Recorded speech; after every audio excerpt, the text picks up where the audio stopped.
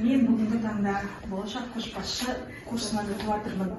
Бұл жерде бізге болашақта қандай лидер болу керек екенін, қандай басшы болу керек екенін, қандай топты басқарсақ та сол жерде өзімізге лидер болып командамен жұмыс жасау туралы үйретіп жатыр. Сол себептен сізді менің бұрынғы оқытушым ретінде, қазіргі басшым ретінде сізге бірнеше сұрақтар қойсам, соған жауап берсеңіз. Осы мектепті басқарудағы ең маңызды нәрсе не деп ойлайсыз? Мен үшін ең маңызды нәрсе менде біріншіден заңды жақсы білу керек. Жалпы оқу тәрбие процесіне, білім беру процесіне байланысты барлық заңнамаларды жақсы білсеңіз, сонда жұмыс істеу әрқашанда оңайға түседі. Және де әрқашанда әр педагогикалық ұжымның, мұғалімнің, педагогтың тілін табуға көп жұмыс атқару керек. Жасы болсын, тәжірибелі болсын. Жақсы, рахмет. Ал сіз осы жұмысыңызды атқару кезінде қандай мотивация, қандай шарт аласыз? Біріншіден айтып отырмын ғой, нәтиже, жұмысында нәтиже болса, және де қолдаушы әріптестер болса, сол үлкен мотивация болады. Ата-аналар қолдаса, жақсы нәтиже болса, балаларды, солардың бәрі осы әрі қызмет атқаруға көптеген мотивация береді. Мен өзімді таныстыра кетсем, менің аты жөнім Байжұманова Меруерт Ерғазықызы. Мен Сәкен Сейфуллин атындағы мектеп гимназиясының оқушы жөніндегі орынбасарымын және де қазақ тілі мен әдебиет пәнінің мұғалімімін. Менің өзімнің мамандығыма деген сүйіспеншілігім ол жас кезімнен басталды. Ол сүйіспеншілікті оята білген, ол менің бастауыш сыныптағы бақыт мұғалімім болатын.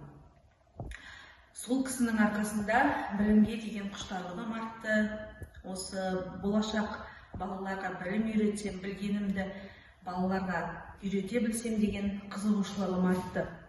Сендер де мысалы қазіргі таңда 10-11 сынып оқушыларсыңдар. Келешек өздеріңнің мамандықтарыңды таңдайтын кезде келіп, қай мамандық себептен сендердің ойыңдарыңша ең табысты деп саналады? Мен ойымша ең табысты мамандық ол кәсіпкер, себебі бұл салада табыс шексіз, көп шантауға болады, және өз бизнесің болса, өз уақытыңды өзің басқарасың. Бірақ барлық мамандар жақсы, бірақ көп еңбек табысқа жету үшін. Ал қалай дұрыс мамандықты таңдау керек? Сендердің ойларыңша мамандықты таңдау үшін не керек? Адамда баста қандай міндеттері, қандай қабілеттері, қандай құндылықтары болу керек?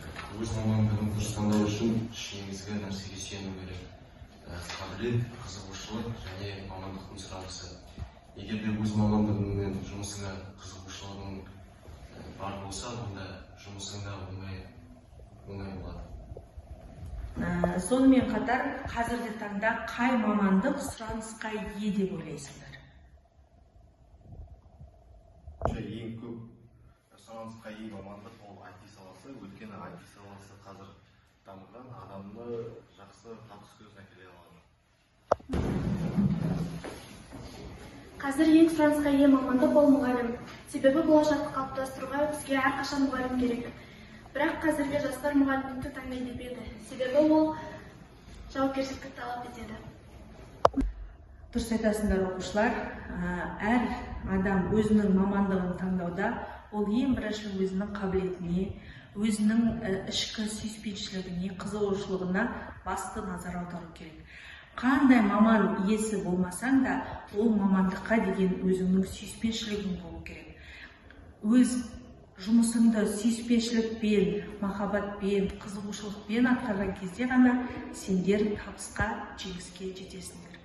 Сендерге көп рахмет. Бүгінгі сұхбатымыз қызықты болды. Сол себептен өздеріңнің болашақ мамандықтарыңды дұрыс таңдайсыңдар деп үміттенемін. Сау болыңдар.